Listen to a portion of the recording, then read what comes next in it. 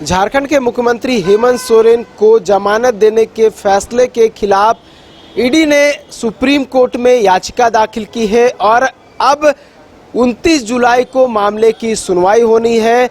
Justice BR Gavai और justice KV Viswanathan की bench में मामले की सुनवाई होगी। सुप्रीम कोर्ट में मामला सूचीबद्ध हो गया है, 29 जुलाई को सुनवाई होनी है।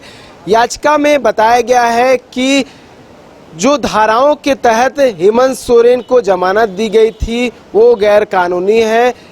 झारखंड हाई कोर्ट ने गैर कानूनी रूप से हेमंत सोरेन को जमानत दी है, जिसको लेकर ईडी ने special leave petition supreme court में 8 जुलाई को दाखिल की थी। अब मामले की सुनवाई 29 जुलाई को होनी है। अब देखने वाली बात होगी कि 29 तारीख को क्या कुछ होता है।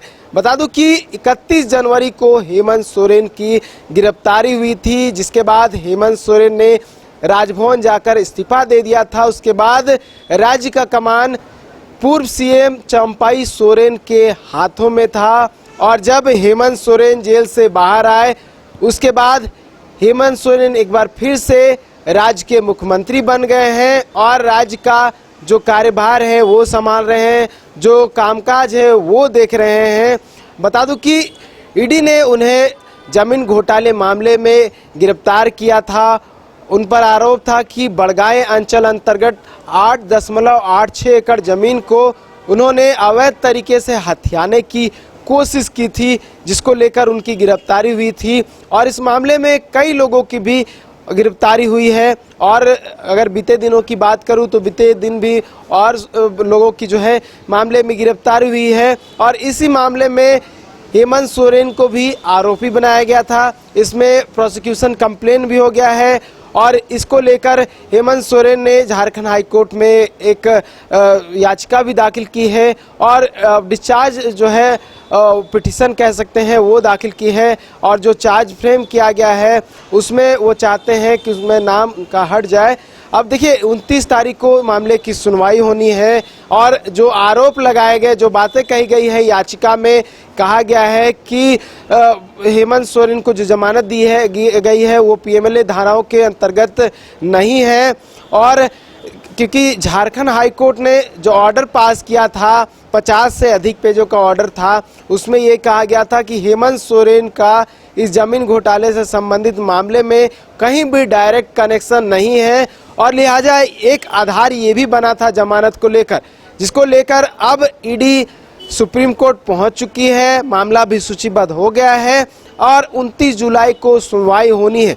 अब देखने वाली बात होगी कि जब सुनवाई होती है तो क्या कुछ आधार जो है ईडी की ओर से रखा जाता है और क्या कुछ पक्ष जो है हेमंत सोरेन की ओर से रखा जाता है, क्योंकि बहुत सारे आधार जो है इससे पहले भी झारखंड हाई कोर्ट में जब सुनवाई हो रही थी 12 और 13 जुलाई को, माफ़ कीजिएगा 12 और 13 जून को, तब बहुत सारी बातें जो है वो हेमंत सोरेन के अधिवक्ता कपिल सिब्बल ने झारखंड हाई कोर्ट के समक्ष रखा था।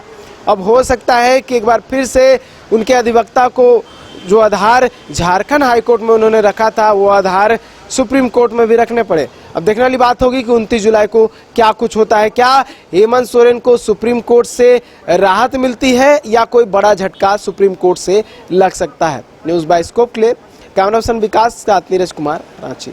कमाल करते हो जी, बच्चे घूमने की इतनी जिद कर रहे हैं और तुम हो कि तुम्हें फुर्सत ही नहीं मिल रही। अब इतनी गर्मी में जाए तो जाए कहाँ?